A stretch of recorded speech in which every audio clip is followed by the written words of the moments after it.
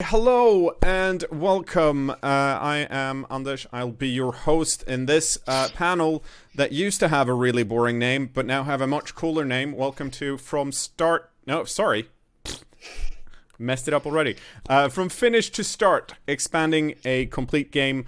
With me today, I have Johan Andersson, Mitch Gettleman, and Tom Bird trying to encapsulate all of Paradox and many different perspectives while talking about essentially the same thing, how you go from a complete game and then adding more gameplay content through expansions and other updates. I'm just going to assume that everyone watching already knows who you guys are, but just to be fair to everyone, because there might be some diehard like Age of Wonder Planetfall fans here that's never heard of Johan or Mitch. So let's go from the top and we can have a quick introduction. Johan, who are you? What do you do, and what expansions have you worked on? I'm Johan Andersson. I've been with Paradox since we started the company, and currently studio manager at Paradox Tinto.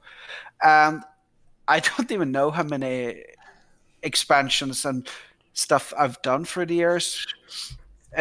Pretty much credited on all of them at PDS, but maybe on actual coding myself on them, maybe like 15, 20 of them, I guess, something like that. Okay, well, I mean, you have something to live up to, Mitch. Can you beat that in number of expansions? Absolutely not. I won't even try. I think Johan can just do this panel himself, and I'd like to be a participant and just sort of watch it from home. I'm Mitch Gettleman. I'm the studio manager of Harebrained Schemes, part of the Paradox family in Seattle, Washington. I'm also a game director, and I was the game director on Battletech's post-release content.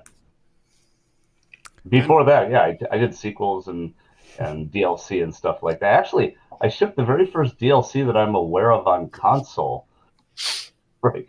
But I don't know if that counts. I feel for like a game that called counts. Mech-Assault on Xbox Live. Yeah, and it was the first paid DLC too, so you can fling rocks at me later. Finally, Tom. Hi, I'm Tom Bird. I'm a senior developer at Triumph Studios in Delft, also part of the Paradox family. I have worked on expansions for Overlord 1, Overlord 2, Age of Wonders 3, and Age of Wonders Planetfall, and I was the director for the last two expansions on Planetfall, which was Invasions and Star Kings. And as you revealed before we started this recording, currently owner of a lot of chocolate. I was the owner of a lot of chocolate. Now I'm owner of sort of like an empty box and a lot of guilt. Actually, to be honest. But it's okay. I mean, like, I still have at least 400 grams left of the several kilos that my brother sent. I feel like after I messed up the introduction, I had to embarrass someone else real quick so I could get over it. I will never be embarrassed by chocolate. I might feel guilty about it, but I'll never be embarrassed about chocolate. So the idea for this panel or roundtable talk is to talk a bit about how you approach adding content to what's already considered a complete game, and the struggles and gameplay design challenges that come with that. So, you know, let's start from the other way around and go through all of the participants again. What's your like general approach when adding content to a game? And I'm talking more from a like cycle of development here. For those of us that are not in the know of how to actually properly develop video games, what does like the properly, huh? Well, oh, good. I mean, sure, I can do anything except everything that you do, but I can record myself trying. No, but for those of us that don't really know how game development works, can you kind of go through your experience with developing whatever expansion you want to talk about? Start with Tom. Yeah, I mean, well, you start with conceptualization for us. So that would mean that I don't know, I think everybody does it differently, but normally we start with trying to make a big, flashy thing which you could sell easily, if you see what I mean. So, for example, for the Invasions expansion, which was all about invasions, one of the first ideas we came up with was sort of like a scene from War of the Worlds. So you've got this like sort of like smoke-filled sky and great big stompy war robots. So something that really gives the impression of a huge army coming to get you, coming to sort of blow you up. And that concept gives you something to sort of like hang the rest of the expansion around, because you want to give people like a block of content which is cohesive and which tells a story. You know, it's all related to each other, and one way to do that is to have an image. You might also do it with like a tagline or an idea or something like that. And from there, you just sort of like try and work it out from there. You try, you decide what content you actually want to put in it. So you'll have a budget. How many artists am I allowed to use? How many programmers, designers, localization? How many words can we translate? And you try to sort of balance the content you produce based on that. So obviously we work on multiple things at once. So maybe we'll decide we've got time to make one race to add to the game, but that means that we'll have like some time over on this artist. So that means we can make 5 maps. This artist is too busy, so maybe we can make 3 maps and things like that. And you sort of like go from there. Is that a good enough answer? I can keep talking. But... Yeah.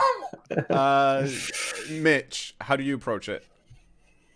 The way I approached it for BattleTech was starting with sort of the player fantasy, because in BattleTech you were this mercenary mech commander traveling around the galaxy, right? And in the base game, you did that, and you had these sort of procedurally generated missions, and then you went into this big sort of story campaign.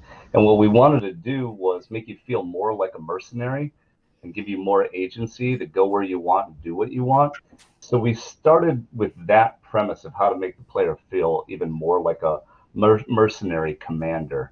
And so we opened it up so that it wasn't just this procedural content mixed with this campaign we had made, and we started a career mode that was sort of timed, going across the galaxy, doing it your way. That was a big thing, and that was a free update, and that became a container for everything else we decided to do post-release. And that was why that first one was so important, is to create that container for everything else. Then after that, we created a new type of story content for the game called flashpoints, where as you're flying around doing whatever you want, you could interact with these different places and characters in the BattleTech universe any way that you wanted to, and you could have choices within branching narrative and stuff like that, which is something we didn't have in the base game. And again, it's just another player agency opportunity. Then from there, it's like, okay, now I'm traveling more planets. Let's make these planets more interesting to play in. And that's when we created an expansion called Urban Warfare, which is actually based on an old BattleTech tabletop game called City Tech. And so we had to create a whole bunch of technology around jumping on buildings and being able to blow up buildings. And then finally, the thing that players wanted most of all, I think, was, can we get more mechs, please? And so we expanded the arsenal of mechs and weapons and things like that to add more to just the core tactical gameplay. That's how we approached it. And Johan, from your experience, how does it look at PDX and at Tinto? It depends. Sometimes we've been doing that. We basically plan multiple expansions in a row, and we're trying to divide of like we want to have this theme and this concept, and that's where we started. For EU4, we started like we wanted to have like a war and religion, and then trade and diplomacy, and a bunch of these concepts, and put like, of course, we also had this scheme of like every second expansion should involve war, because those tend to be more popular in the strategy games for some reason. Then we also added in that we should have the regional themes. So when we have a theme and set for what type of themes we want in an expansion, we also play the game quite a lot and gather ideas, think about it, and we're like, okay, I have this idea. This one will fit in a trade-focused expansion. Then you put that idea for like a year down the lane or 2 years down the lane, so you don't get all the kitchen sink all at once. And then you keep looking at what the community wants. I like reading through the suggestion forums quite a lot too, because while I think that I have a lot of ideas, and I think my designers have a lot of good ideas, a few 100,000 players can also come up with quite a lot of good ideas. But of course, these are easier things to do earlier on when you're making expansions. Maybe when you're down to like expansion, whatever we're at in EU4, it's a little bit harder when you're like, okay, so how many different quality names do we have for different military things? We have professionalism, discipline, tactics, tradition. Which one is which? So it's a few challenges. And that's one of the topics we will be discussing, but I will question you on later. Before then, I kind of want to get a metric for, on a more abstract level then, what makes a good expansion? What should be in it, in your mind? Tom is already giggling, so I'm going to start with Mitch. Oh, okay.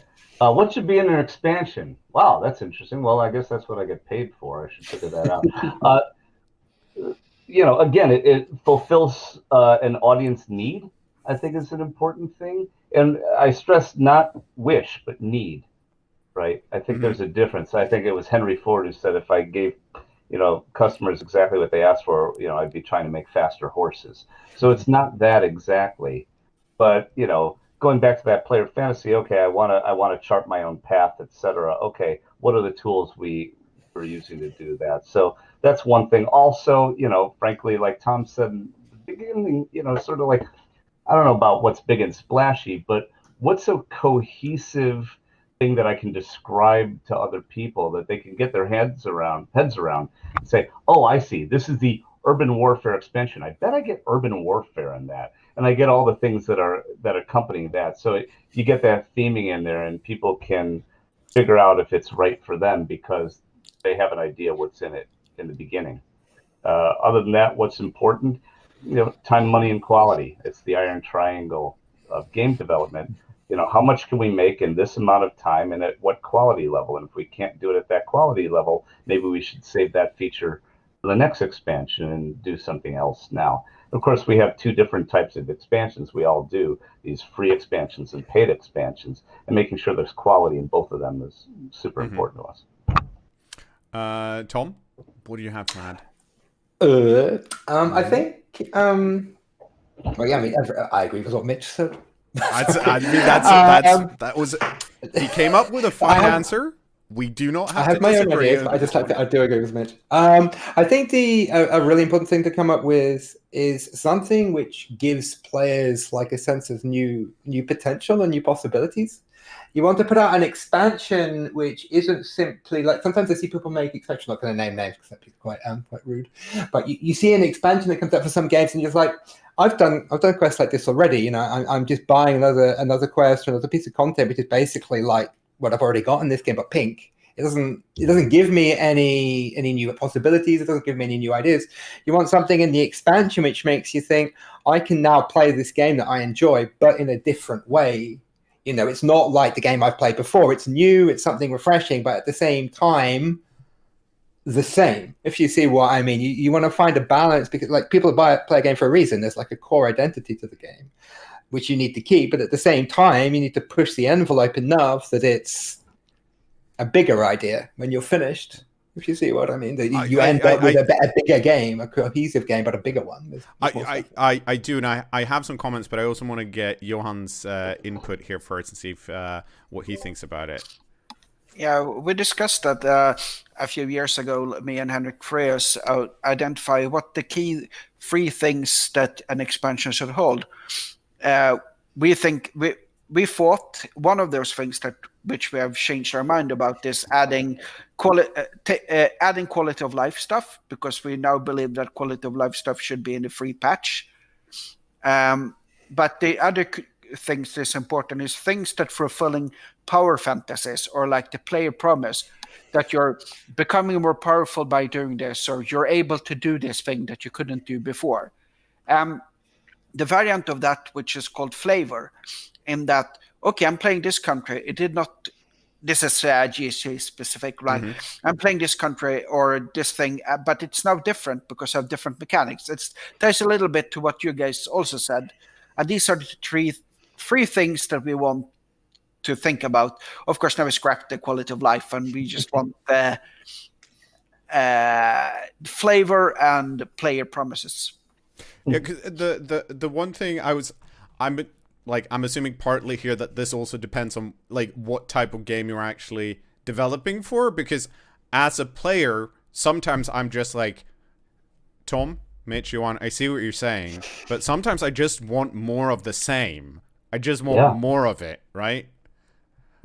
Which, at the same time, I mean, if I'm going to put on my like marketing hat, since I am part of the marketing department, the problem with doing more of the same is that it's kind of hard to identify if you as a player is actually getting what you've paid for, because more of the same might look like the base game. Yes, but Anders, as I said, that's why every second expansion for EU4 for a long time included war, because that's what people wanted to dig deeper in.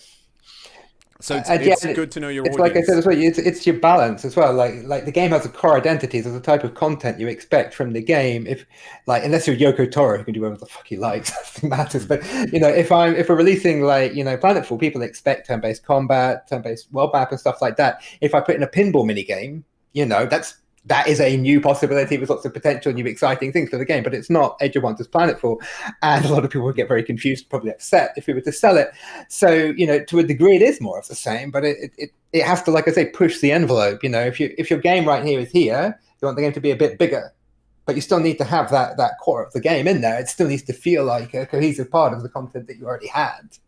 Well, when you go to the movie theater, when you eventually go back to the movie theater and you want to see the Fast and the Furious Part 12, you're getting the Fast and the Furious, right? There's going to be chases, right? And there's going to be over-the-top action. That's what you signed up for. That's why you go in the first place. And then it's a matter of, are they racing submarines in this one?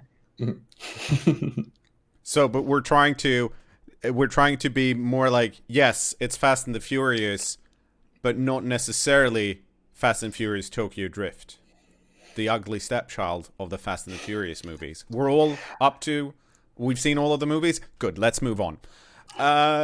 So with that, let's go in a bit more into like the strategy of expansion releases. Then, in your mind, how often should a game be updated with like new mechanics or some type of content drop, be it a content update or a large expansion or a flavor pack? Because a lot of our Paradox titles, if not all of them, are like they're gonna live for a while. There's usually more stuff coming for a lot of them, and that's by design. But how often do you think is a good amount of time to have people experience the game and then go into more content drops? I'm going to open the floor, so whoever shouts the loudest first gets to get into this. Oh, yeah, that's bad because I like to talk. I want to ask a counter question. How long does a campaign in your game take for people to play? Not in actual hours you're spending, but what the average player is spending in calendar time. And you should be... Ideally, you should be like have a time that's maybe 25 to 30% longer than that in between expansions, because there's one thing that people complain about a lot is you updated my campaign I spent months and months on is ruined. I can't continue playing it. And you want to avoid that. Of course, I don't have any superb great numbers on those things, but this is the idea in the ideal world from my point of view. Yeah. So if it takes, let's just say, a month for a player to play through the campaign of the game, as an example, you're saying it should take about a month and a week or something like that before the next thing comes out? That's the shortest time. You should not be releasing it quicker than that. Yeah, but you can take like I'm just making sure I understood. Yeah, you can take 2 decades if you want to, but but you should not be shorter so that you ruin people's Yeah. Of course, you're always going to have people that's spending like a year. Have you seen that person that's been playing a Civ 2 campaign for 20 years and keep playing it constantly? And it's been like... Was that the guy who ended up in like a crazy stalemate with like some kind of like 1984 hell world with like the super things and he couldn't win? Yeah, I heard about that. Yeah, that was a crazy story. And he gave it to some like Uber nerd on the internet, and the guy's like, "Oh, we just do it like this," and he won it in like 2 hours. And the guy's like, "Hey." That's gotta hurt. Yeah, but that's There's always going to be exceptions, but you have to cater to the biggest majority. yeah. That's actually... I think. I mean, there was a thing like Epic. Epic had that thing. Was it Epic? It was one of those live games. It might have been Epic. Don't sue me, please. Where they were releasing so much content that news started leaking out on like Kotaku and stuff that all of their developers were burning out. That they were, I think it was for Fortnite, that they were literally releasing new content every week, and there was this complete like insane burnout cycle. Wow. Where they would just be like constantly either conceptualizing, implementing, iterating on, or testing content like non-stop, and to the degree where when you're iterating the content from last week, you're already concepting the content from this week. So I think from a player perspective, they'll keep eating up as much content as you give them. You know, certainly games like for Fortnite, where you play a session, it's self-contained, play it, stop, come back tomorrow. Oh, cool, now Darth Vader's here. Oh, now Superman's here. Now, like I can be in a submarine. But yeah, I think you need to be realistic about what your studios can produce. And what you can make something good. Like I wouldn't want to release more than say 3 a year at most. Two is what we normally do, and that works quite well for us. Gives us a lot of time to make something good and make something we're proud of. We do it faster, but then the risk is that you make something which isn't great goes up a lot because you don't have time. Because I'm guessing there's like Johan mentioned, there's the idea of so what's the player experience? Because of course you don't want to interrupt that by giving them more things before they're done with it. But then there's also the internal side of like, we can't really expect you three guys to sit and be like, yes, I do have a new idea. Yes. Okay. New week. I have another idea here that I've been stewing on for like 5 seconds, and that's fine. Like, it's just here you go. Like, I'm guessing it does take a while to actually be creative, and you have to allow that process to happen, right? You do. We've into a decent cadence on BattleTech. The free updates at first were obvious corrections that we needed to do to the game as usual, some localization things that we needed to do, and then getting into quality of life stuff just to make the game, frankly, more fun for us to play so that we could then keep making the game. It's like, this thing is bothering me so much, I just got to knock this out. Okay, now we can make the game. And then what we found is we were shipping free updates every other month and a paid expansion every 6 months. And that started to feel really good, right? We got into, like, you could start to just instinctively know what you could do within 2 months or every other month, You could know what would fit in there. But I remember after the second expansion for BattleTech, that urban warfare thing I was talking about, the lead designer of that one, Connor, at the end, it was like the end of the year was November, and he said, yeah, that was good. That was really challenging. We got it done. Could you lift your foot off the gas pedal for a minute, please? I need to breathe before we plan our next expansion. So there's that matter too. But that was it for us. Yeah, it's interesting because I feel it's two things. It's like the team velocity and relaxing and so on, but also the creative thing is like you have to analyze how the people are playing. Yes. And looking at how they're playing and what they're doing, and you have to play the game a lot and then start getting ideas before you can do things. Back in the older days when we did not have this business model, we kept rotating. We had like one game team and one expansion team that made expansions for EU, Hearts of Iron, and Wiki. But they were the same team, so they kept rotating, first making a Hearts of Iron one, then a Wiki one, then an EU one. And that meant that they swapped games so they could brew the ideas for the next game. And that was a really, really good for the creative things. Now, I mean, working years and years and years on the same game, making expansions makes it really hard to have a cadence. And we noticed that for games like Hearts of Iron now, where it's like a year between expansions, is that ideal? Probably for the creative stuff and for the team.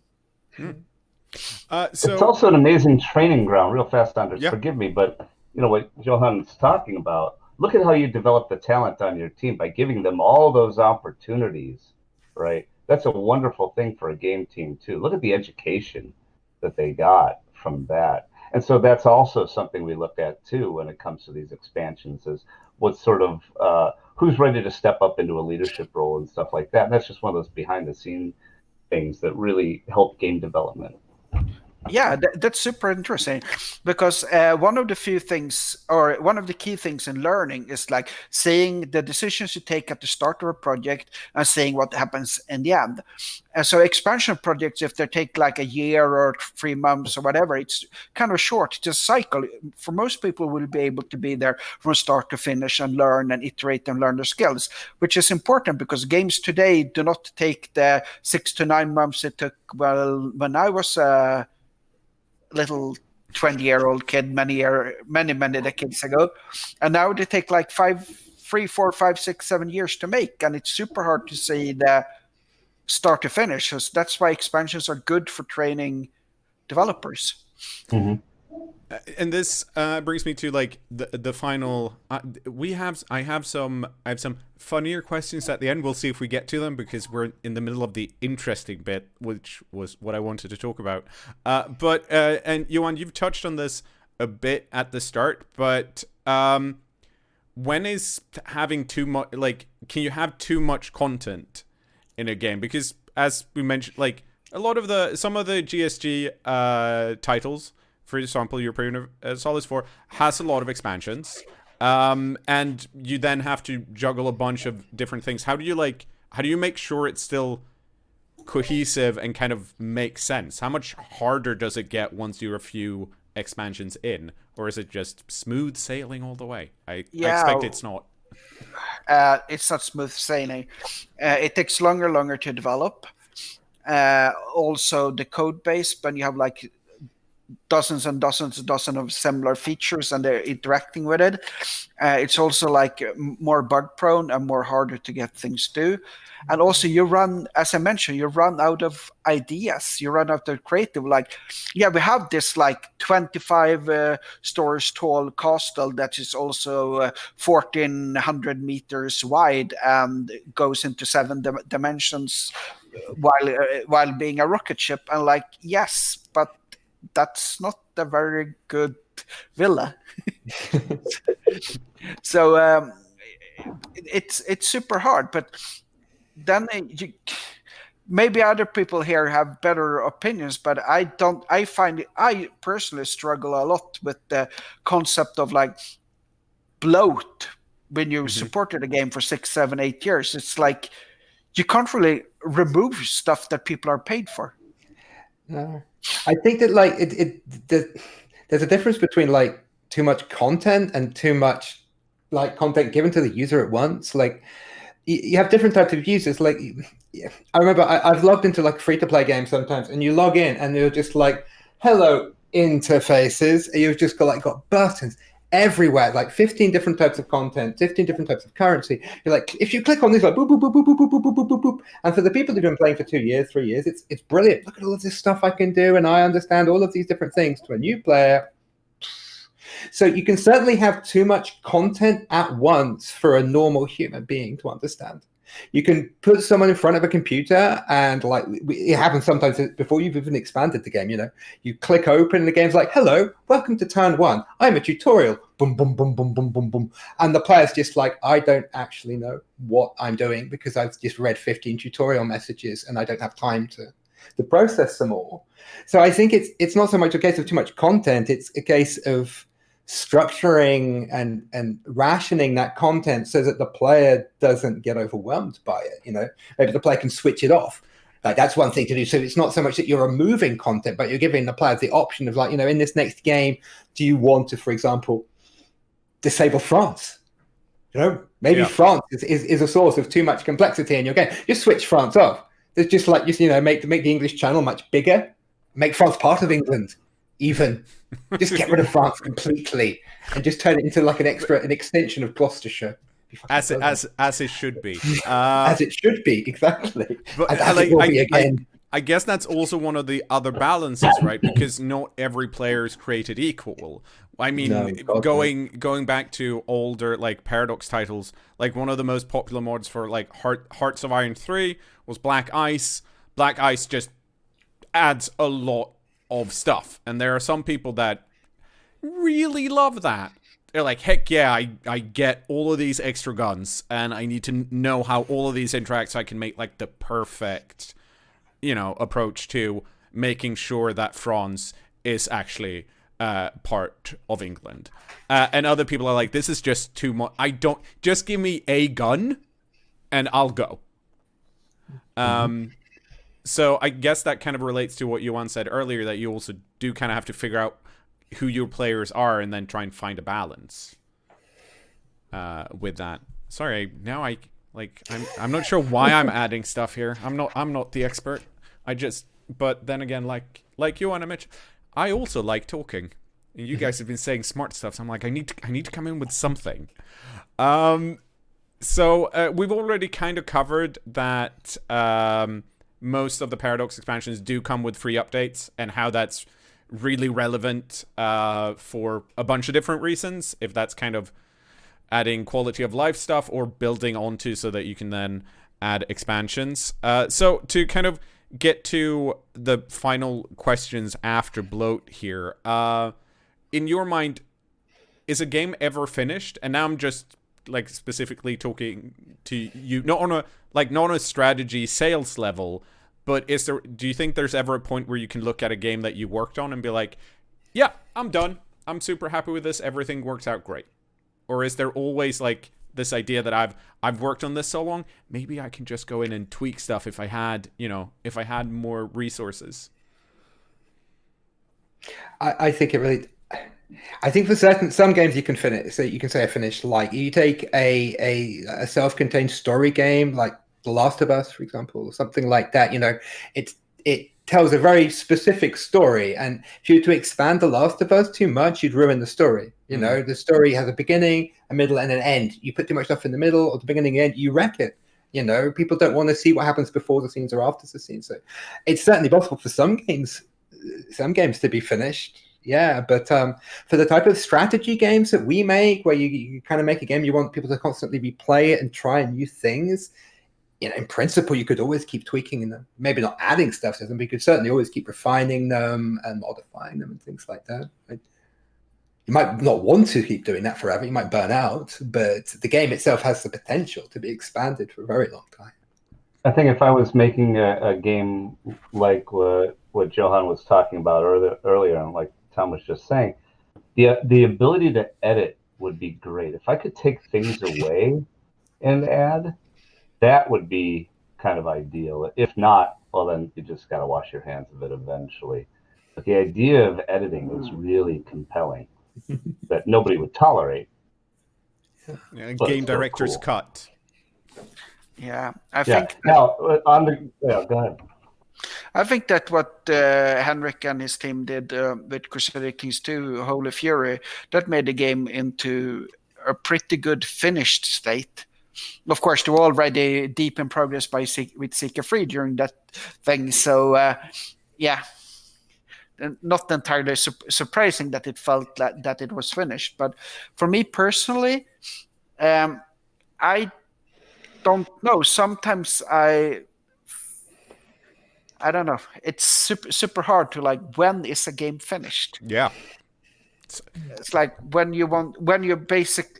easy way is to start in a sequel, then you start getting new ideas for the old ones, and then the old one is finished. But that's not a luxury everyone always have. Well, once upon a time, when the Greybeards started, there was no such thing as live games or a live product, something like that. You put a game in a box and you shipped it. As a matter of fact, I remember when I shipped a game called Mech Commander 1, I remember my CEO saying, now, if we have to patch this game, you have failed. So, and then we patched it. So apparently I failed, and Wow. that's it. Now that game's a failure. You know, And look at you it happens. now. Yeah, well, look at him. Where's he now? So anyway, I made multiple games that never ever needed a patch because they were burned on the cartridge. yeah, And we coded Exactly. everything in assembler, and yeah. but Yeah. all of that could fit on like a tiny little ship Remember those these days. floppy disks? We used to use floppy disks and stuff. So, and CD-ROM. But yeah, we are almost out of time, so I'm gonna not pop quiz you really, but there is one question I do want to ask, and that's do you have like one thing that you wanted to add to an expansion that you had to leave out or cut for some reason, and what is that one thing, Tom? Tell me. We had a thing that the artist really wanted to do for the last expansion of Planetfall, where you would hunt mega monsters, and the mega monsters would be so big that you wouldn't actually fight the mega monster, but fight on top of the mega monster, if you see what I mean. Mm-hmm. So like literally like a creature that says the size of a small town, and then you would actually board it. They'd like travel around and you'd board it and you'd have a battle on its back and stuff like that. But yeah, we had to cut it because it would have it didn't fit the theme we'd chosen for the expansion very well, and it would have, in terms of content, it would have eaten up the entire team to make content which just didn't have enough play hours in it, unfortunately, so we had to cut it. There was also my idea for a secret tech based entirely on becoming Donald Trump, which was brilliant as well, but we had to cut that too, unfortunately, because apparently it wouldn't sell very well and might be kind of controversial. No, it's true. So the idea was, right, that you would try to convince your people. It's a secret tech in the game, but rather than being a real technology, it was all about basing around the ideas that you would try and convince everybody that you were God, right? So you would plaster your face over everything. We had this plan that all of the units in the game would have like mirrors on them, and you put your own leader's face on those mirrors. So you just literally a cult of personality. Like I had like stuff like Saddam Hussein putting his faces on the walls of the cities, and you just have this entire thing based on like a cult of personality of yourself. And like you'd have these special free units called fanatics, who were just like random people who'd come out from the cities to join you, and you'd use them as cannon fodder. So they'd stand in front of your army, you'd like use them as meat shields once your troops stood behind it. So what you're saying is that you spent some time working on this idea. I wrote it all down. I made a presentation, but it was like, we could do this, but it's going to be controversial, and it's kind of hard to like turn it into a complete thing. And then we had like, people don't want giant war robots, so let's do giant war robots. So yeah, there we are. You were right all along, Mitch. You were right all along. Mitch, Johan, do you have anything left on the cutting room floor to steal a movie reference? Yeah, well, I'm wearing a T-shirt, you can see. So I was thinking we had a really, really interesting design for philosophies that would work like institutions in EU4, but that's how philosophy would spread. The pops and characters would get different philosophies that Arheo had made, that we had planned for the first expansion or first DLCs and so on, but it never made the cut or anything. But it would have been super awesome in Imperator. I hope we can get it into the game someday. Would that be like, you mean like these like ancient Greek philosophers who suddenly have an idea which sweeps across the land? Yes, it would have been super cool to see. Yeah, I like that one a lot. Cool.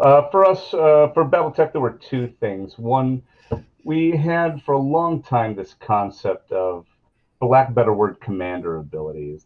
Things like, calling in artillery strikes from space and things like that. That unfortunately we kept, during development of the base game, pushing it down the road. No, we'll get to that eventually. Until finally it's like, nope, we're not going to do that at all.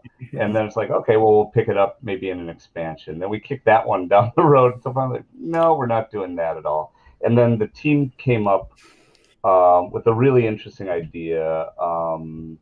We called them away missions, but really what it was is you're a mercenary and you've got, multiple units. What happens when I get a big stable of mechs and mech warriors? I can send them off on mercenary contracts and just find out what happened, and you get back that after action report and things. And went down the road of designing that, but unfortunately due to constraints, especially it was a test constraint. It's like, okay, to do what you are suggesting, which is real cool, it'll take all this test time, and we don't have that. So that's why, unfortunately, we didn't put that one out.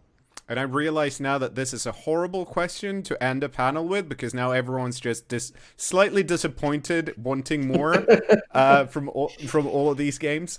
But Johan, Mitch, Tom, thank you guys so much for taking the time to just talk a bit about how we look at expansions and how they work. Like I said, we are unfortunately out of time. So any quick closing statements? Yes. Buy our games. They're super good. Oh, you already did that, so have fun. I mean, it's exactly what I wanted. So hopefully you guys watching found this interesting. If you have any comments, post them on Discord and in Twitch chat, and we'll try and lift them back up in the home studio. Let's go there. After I've said thank you once again to Johan, Mitch, and Tom, let's go back to the home studio. Bye for now. Bye-bye. Bye. Bye, everybody.